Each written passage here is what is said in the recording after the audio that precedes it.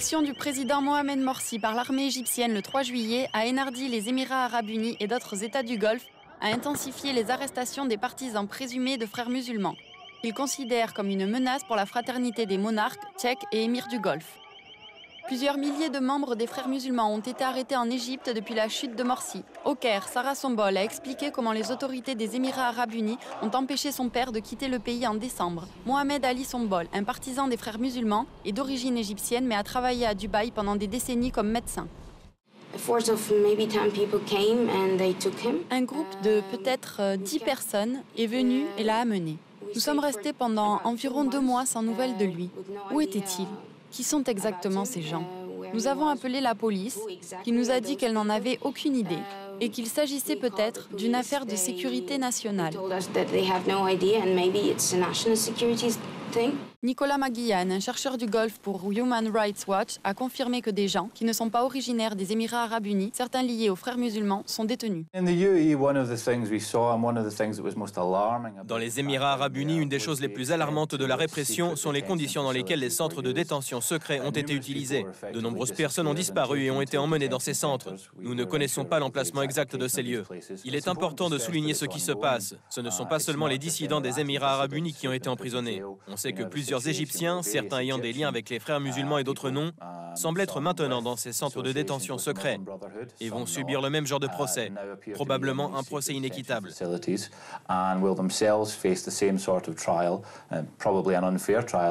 Plusieurs pays du Golfe ont intensifié les rentrées d'argent pour le nouveau gouvernement d'Égypte soutenu par l'armée car il réprime les frères musulmans de Morsi. Les Émirats arabes unis, l'Arabie saoudite et le Koweït ont promis au gouvernement intérimaire égyptien une aide de 12 000 millions de dollars. Les responsables des Émirats arabes unis ont refusé de commenter directement les arrestations des frères musulmans, mais les dirigeants du Golfe ont longtemps considéré l'organisation comme un danger et l'accusent même d'être soutenue par une organisation terroriste. Ils prédisent sa chute. C'est la fin de cette histoire. Elle va se terminer. Plus de frères musulmans. Ici, dans les Émirats arabes unis, ils sont considérés comme un groupe terroriste. En Arabie saoudite, par exemple, la version de la confrérie de l'islam politique est perçue comme un défi à la monarchie du pays, qui suit la stricte interprétation wahhabite de l'islam. Le groupe est également considéré comme faisant partie de la vague de soulèvement du printemps arabe contre laquelle ont participé les dirigeants du Golfe.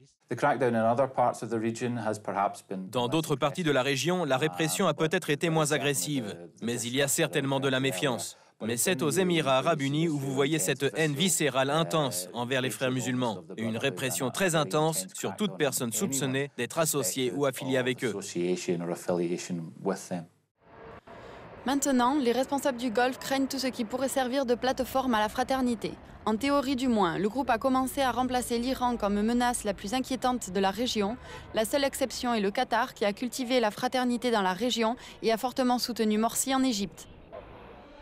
Au début de juillet, dans les Émirats arabes unis, 69 personnes, dont un cousin de l'un des Tchèques dirigeants du pays, ont reçu des peines de prison allant jusqu'à 15 ans après avoir été reconnus coupables d'avoir des liens avec un groupe islamiste, Al-Islah, qui est soupçonné d'avoir des liens idéologiques avec la fraternité. Les Émirats arabes unis disent que 30 autres personnes ayant des liens avec les frères, les Égyptiens et les Émirats vont bientôt être mis en procès pour complot présumé visant à renverser la monarchie.